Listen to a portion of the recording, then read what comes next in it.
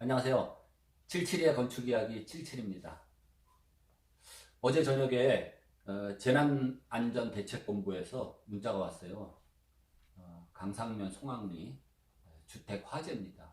그래서 소방관이 출동해서 화재 진압 중 이런 이제 문자가 왔는데 어쨌든 우리나라 겨울이 굉장히 건조합니다. 건조하고 또 바깥의 날씨는 추우니까 난방을 한다든지 그게 무슨 벽난로가 됐던 뭐 보일러가 됐던 또는 전기 난방이 됐던 어쨌든 에너지가 들어가면서 날씨가 춥다 보니까 과다하게 그래서 화재로 이어지는 이런 결과가 참 안타깝게 됐어요.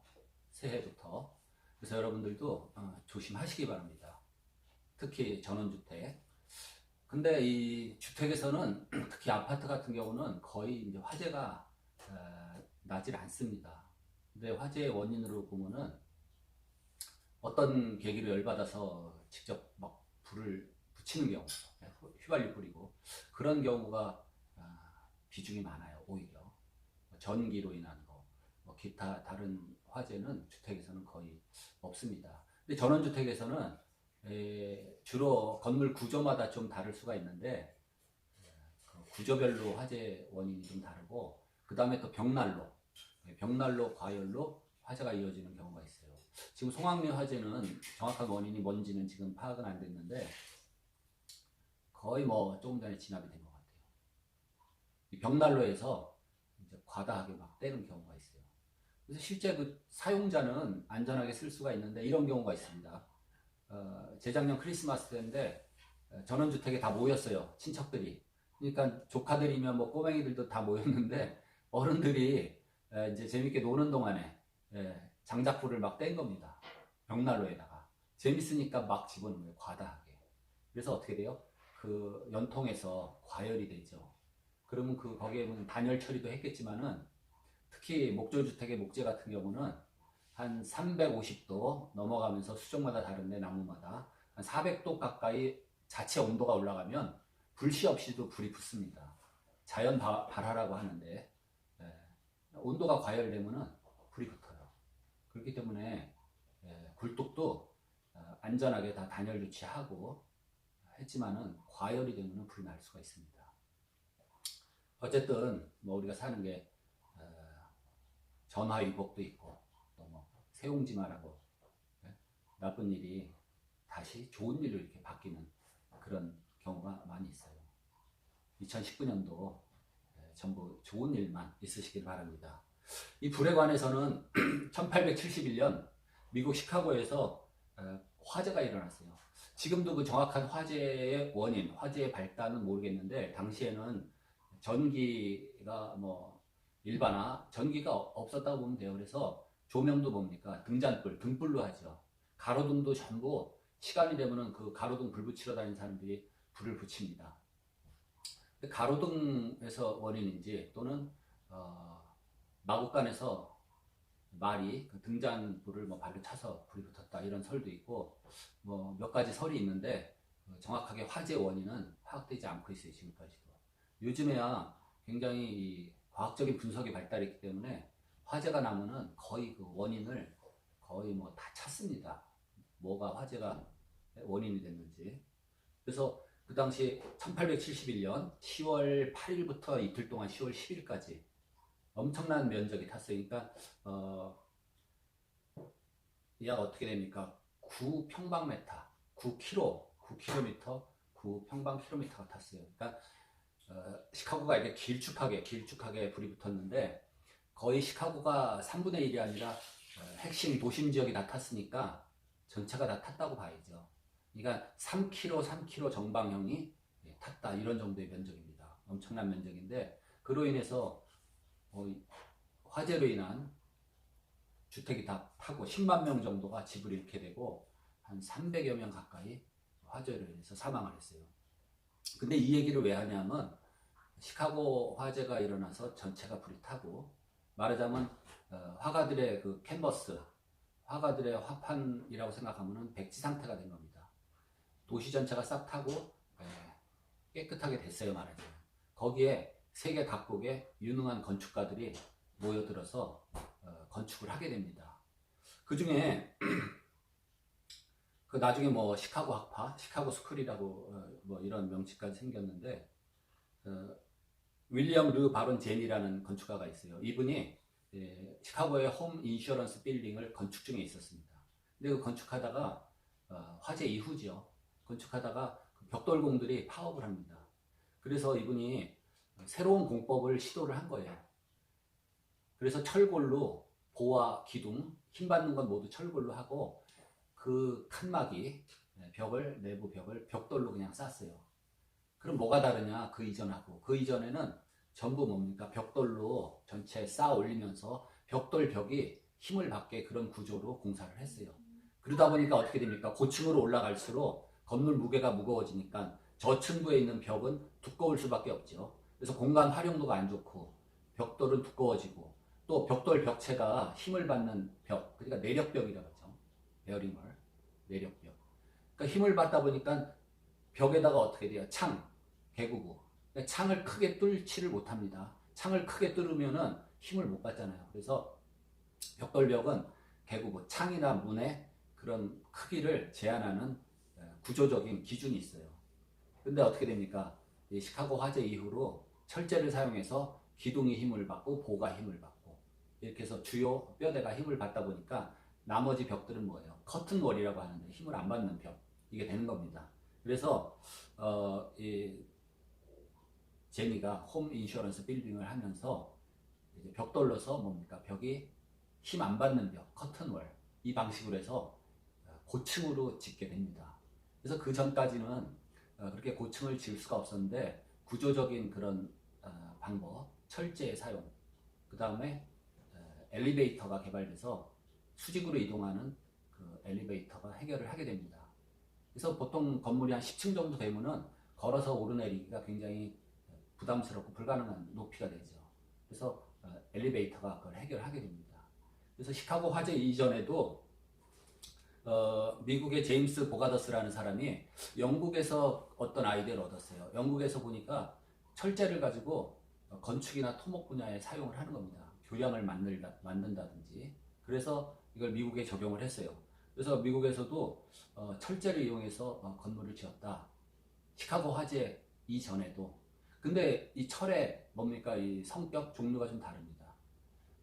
보통 철은 탄소 함유량에 따라서 성질이 많이 달라지고 또 단조라 그러죠. 철을 이렇게 망치로 두드립니다. 그걸 단조라 그러는데 그 단조에 따라서 또 철의 성격이 달라요. 근데 건축에서 또 토목에서 철을 사용하기 이전에 미국이나 영국, 유럽에서 철을 어떻게 했으면 강철을 만들어낼 수 있었어요.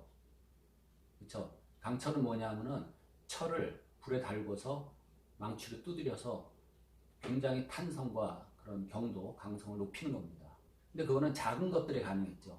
칼이라든지 연장, 도구들은 그렇게 단조를 하고 강철을 만들어내도 비용도 그렇고 기술도 그렇고 시카고 대화재 이전에 미국이나 유럽은 철이 뭡니까? 전부 주철입니다. 주철. 주철은 그 쇳 물을 틀에다 부어서 모양을 만들어서 생산하는 걸 주철이라고 하는데 주철도 압축 강도라든지 내부식성이라든지 굉장히 좋아요. 그렇지만 그 주철은 돌과 비슷하게 깨지거나 부러집니다.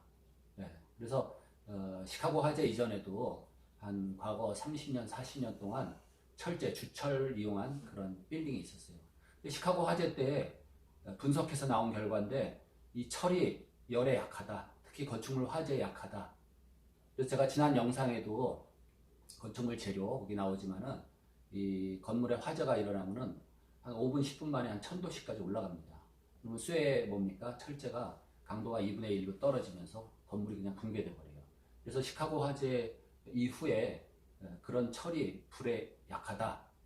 이런 원인을 파악하고 지금도 그렇지만 지금은 뭐 철골 구조 건물 같으면 법으로 다 정해져 있어요. 건축법에. 그래서 철골, 철제의 뼈대는 내화 픽업을 한다.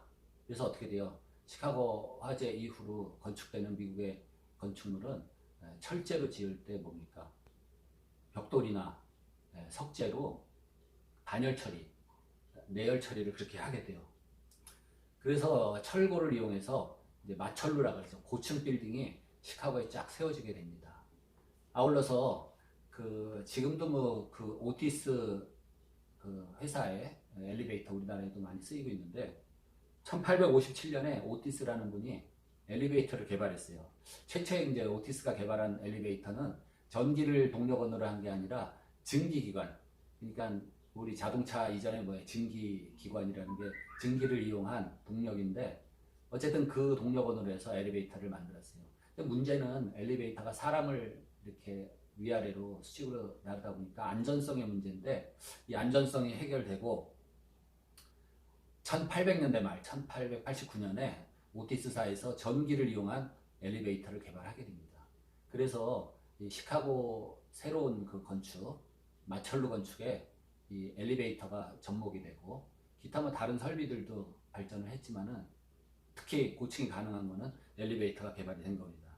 그 다음에 이제 1893년에 이제 시카고에서 만국 박람회를 개최를 하게 돼요. 그래서 만국 박람회 그 박람회장 여기서 미국의 또 시카고의 위용을 과시하기 위해서 건축을 하는 것을 이렇게 그 디자인 공모를 하게 되고 그 디자인 방향을 결정을 하게 돼요. 그래서 두 가지가 서로 대립을 하게 됩니다. 그 고전파들이 고전적인 디자인을 하는 것이 좋을 것이다. 또 시카고파, 시카고 스쿨 측에서는 고층 빌딩으로 위용을 과시하자. 이렇게 서로 대립이 됐었는데 결국에는 고전주의적인 조화미를 갖추도록 이렇게 결정이 돼서 미국 다른 도시들도 시카고 만국 박람회장 그걸 본떠서 이제 외관들을 고치고 이랬어요. 그래서 대표적인 그 영향을 받은 도시가 워싱턴 DC입니다. 미국 백악관이 있는 도시죠. 거기에 시카고 만국 박람회 때 고전주의적인 디자인을 채택하는 걸 이제 영향을 받아서 도시 미관을 많이 개선하게 돼요. 워싱턴 DC는 뭐 굉장히 유명한데 그 중에서 유명한 대학교가 있죠. 빌 클린턴이 졸업한 조지타운 대학교, 굉장히 유명하고 좋은 학교입니다. 그래서 어쨌든 뭐 이제 시카고 화재를 제가 잠깐 얘기 드리면서 1800년대 말 도시가 전체 불이 타고 새로 건축이 되면서 고층 빌딩의 개념이 거기서 생기고 세계적으로 유명한 건축가들이 특히 유럽 쪽에 있는 건축가들이 다 몰려와서 활동을 했었어요. 그러면 불하고 관련돼서 우리 많이 쓰이는 건축적인 용어들이 있는데 그 주요 구조부를 내화 구조로 한다 이런 말을 많이 듣게 됩니다. 그러면 주요 구조부라는 게 뭐예요? 뭐 딱히 우리 일반인들이 주요 구조부가 건물에서 뭐다 이렇게 알아둘 필요까지는 없는데 주요 구조부라는 거는 건축물의 뼈대다. 근데 끝에 불이라고 이렇게 한번 생각을 해보시면 돼요. 주요 구조부는 주요 구조 불이다. 그 무슨 얘기냐면은 불이 나서 화재가 났는데 끝까지 버텨줘야 되는 그러한 중요한 그 부재입니다. 생각해보세요. 불이 났어요. 그러면 끝까지 무너지면 안 되는 게 뭐가 있어요? 기둥, 보, 바닥, 지붕. 무너지면 안 되겠죠. 주요 구조부입니다. 아울러서 주 계단. 계단도 무너지면 뭐 도망갈 수 없죠. 근데 바닥 중에서도 최하층 바닥. 1층에서 불이 났어요. 그럼 1층 바닥이 손상이 될까요? 거의 손상이 안 됩니다. 왜냐하면 열기의 화재는 전부 위쪽으로 영향을 주기 때문에 그래서 최하층 바닥은 주요 구조부가 아니에요. 근데 불이 났을 때 끝까지 버텨줘야 될 주요 구조부는 최하층 바닥을 제외한 뭐 여러분들 생각하면 다 상식적으로 기둥, 보, 지붕틀, 주계단, 위층 바닥 이런 것들이 주요 구조부가 되고 그럼 내화 구조로 해라. 내화 구조에도 세세한 기준이 있지만은 내화 구조는 말하자면 불에 버티는 그런 구조다 이렇게 생각을 하시면 돼요. 그리고 많이 쓰이는 용어들이 뭐 불연재료, 준불연재료, 난연재료 대표적인 거 석고보드죠. 집성보드. 그런 걸 왜 정했냐? 이 불에 관련돼 가지고 화재 시에 어느 정도 화재 예방이 되는 재료로 해야 될 것이다. 불연재료 같은 거 당연히 뭐 무기질 재료가 대표적이고 콘크리트, 벽돌, 뭐 유리, 알루미늄 이런 거 다 불연재료입니다. 준불연재료는 불연재료에 뭐 준하는 그런 KS 규정이 있어요. 그래서 건축에서는 건축물 그 부위별로 벽, 바닥, 지붕별로 내화 구조의 기준을 다 정해놨어요. 그래서 뭐 두께는 무슨 재료로 했을 때 뭐 10cm, 5cm 이렇게 다 정해져 있습니다. 그거는 전문적으로 우리가 설계하는 분들이 그걸 적용해서 그 부위별 건축물 부위별 내화 구조 기준에 맞게 그렇게 하면 돼요. 그래서 이거는 화재와 관련된 기준.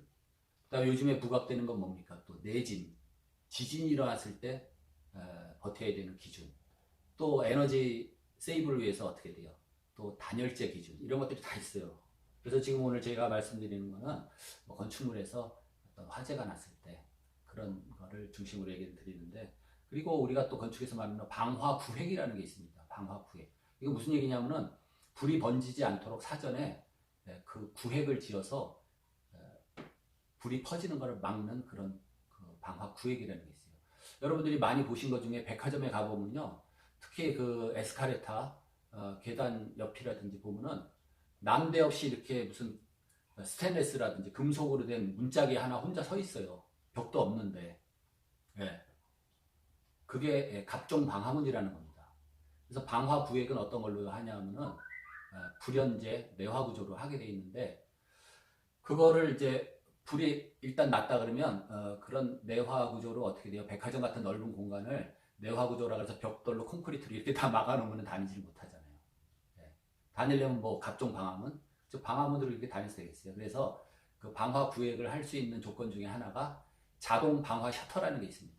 뭐냐면 불이 났을 때 열이나 연기를 감지해서 자동으로 셔터가 딱 내려와요. 그러면 어떻게 돼요? 그 불이 그 셔터를 뚫고 나가지를 못합니다. 그거를 방화 구획의 개념인데, 그래서 백화점 같은 데 보면은 난데없이 이렇게 문이 하나가 딱 있어요. 그래서 우리 출입문 같은 거, 아파트 출입문 하는 거, 아파트 출입문도 각종 방화문인데 그게 있습니다. 그래서 화재가 나면은 그 문을 중심으로 자세히 보이면 이렇게 테이프 같은 걸 표시해놨어요. 이 부분은 방화 셔터가 내려오는 곳입니다. 이렇게 표시가 되어 있어요. 그래서 화재가 나면 그 셔터가 딱 내려와서 방화를 하는 겁니다. 더 퍼지지 않게. 네.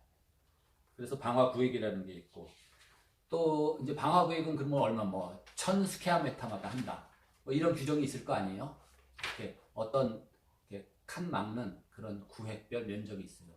그럴 때 그 1000스퀘어미터가 아니다 뭐 3000스퀘어미터마다 막아라. 이런 조건을 갖추려면 어떻게 하냐면 스프링클러 그거를 설치하면은 한 3배 정도 이렇게 완화해서 넓게 구획을 할 수가 있는 겁니다. 스프링클러가 뭐예요? 자동 소화 시설 중에 하나죠. 스프링클러. 네. 천장에 이렇게 유심히 보면 보여요. 좀 꼭지 같은 게 하나씩 붙어 있는데 불이 나면은 열에 반응한다든지 해서 물이 거기서 터져 나오는 겁니다. 자동으로. 네. 그러니까 즉시 소화가 될 수 있는 아주 좋은 그런 방화 시설 중에 하나예요. 그 다음에 뭐 방화 댐퍼라든지 뭐 이런 것들인데, 그러면 방화 구획을 할 때 갑종 방화문이라고 그러는데 갑종 방화문 자체가 뭐 자세하게 설명하기 그런데 철제로 된 문이라서 딱 닫히면은 불이 어떻게 이렇게 통과를 못해요. 틈이 없고, 그 다음에 내열성이 있고 철판이니까. 근데 갑종 방화문에 그 항상 닫혀 있어야 됩니다. 예, 그래서 도어 클로저라는 걸로 항상 방화문이 닫혀 있는 거고, 우리가 뭐 아파트 그 지하 주차장 왔다 갔다 불편하다고 해서 그거를 뭐 쐐기를 찔러가지고 방화문을 이렇게 임의로 열어서 고정시켜 놓으면은 소방법을 위반하는 거예요. 그럼 그게 불편하다. 그러면 그래서 착안된 게 그 도어 클로저가 열이나 연기, 열에 반응하는 자동식 도어 클로저 이거를 달 수가 있습니다. 그럼 문을 열어놔도 항상 열어놔도 화재 시에 반응을 해서 문이 닫혀요. 자동식 이제 닫힘 그 방화문입니다. 그 다음에 뭐 건축에서는 뭐 방화에 뭐 장애가 되는 용도에 이렇게 서로 근접하는 거를 막는 거, 뭐 이런 규정도 있고 그래요. 예를 들면은 이제 사람들이 많이 있는 시설, 주거용이라든지 노유자 시설, 뭐 어린이 시설하고 그 옆에 뭐 캬바레라든지 위락 시설, 그다음에 위험물 시설, 또 제조 시설, 공장, 뭐 주유소 이런 것들을 한 건물에 이렇게 용도가 붙어 있으면 안 된다. 예, 요겁니다. 그래서 여기서 방화에 장애가 되는 용도 제한 이런 것도 건축법에 나와 있어요. 그 다음에 이제 방염 처리 규정도 있는데 그건 뭐 우리 호텔이라든지 뭐 숙박시설 같은데 커튼 같은 거는 그렇게도 하고, 그 다음에 계단에 관한 규정, 뭐 특별 피난 계단 이런 것들이 있어요. 근데 여러분들이 유사시에 계단이 피난로로 사용이 되는데 어떤 큰 건물에 가보면은 계단실로 엘리베이터가 너무 붐벼요. 그래서 계단실로에서 아예 몇 층 안 되니까 걸어가자. 계단문을 한 번 열고, 그 각종 방화문인데, 또 들어가서 또 한 번 열고, 2번을 열어야 됩니다. 이렇게 된 구조로 된 계단은 여러분이 그게 특별 피난 계단이다. 이렇게 생각하시면 됩니다. 불이 났을 때 그 2번 열리는 그 공간, 작은 공간, 네. 거기가 배연 시설이라든지 여러 가지로 이렇게 돼 있어요. 어쨌든 이런 부속실을 통해서 갈 때는 그게 특별 피난 계단이다. 규모가 좀 큰 건물에 이런 게 있어요. 그 다음에 이제 비상용 승강기. 여러분들이 이제 일반적으로는 잘 구별을 못해요. 이게 비상용 승강기인가 일반 승강기인가 구별을 못하는데 31층이 초과하는 건물에는 비상용 승강기를 설치하게 돼 있습니다. 면적이 뭐 얼마만큼 늘어나면서 또 한 대, 두 대 더 늘려놔야 되는데 비상용 승강기의 개념은 왜 또 하필 31층이냐? 그 기준은 우리나라 고가 사다리 소방차, 고가 사다리 차가 최대한 커버할 수 있는 높이가 31m입니다. 한 층 기준 3m 잡으면 약 10m 높이죠. 그렇기 때문에 그 31m가 넘는 건물에 한해서는 특별 그 소방 비상용 승강기, 비상용 엘리베이터를 설치해야 돼요. 그래서 유리로 된 엘리베이터가 있어요. 그게 거의 소방관들이 비상시에 사용하는 비상용 승강기라고 보시면 됩니다. 여러분들 뭐 조망을 위해서 유리로 엘리베이터 만들어 놓은 게 아니라 화재가 났을 때는 그 유리 다 깨부시고 그 다 이제 외부로 터져버리죠. 그냥 승강기 뼈대만 오르내릴 수 있는 게 그게 비상용 승강기입니다. 그래서 이런 것들이 우리 눈에 보이게 안 보이게 그렇게 건축물에 설치되어 있다 이렇게 보시면 돼요. 그래서 오늘은 건축물과 화재에 관해서 잠깐 얘기를 드렸습니다. 다음 영상에서 또 다른 주제를 가지고 뵙겠습니다.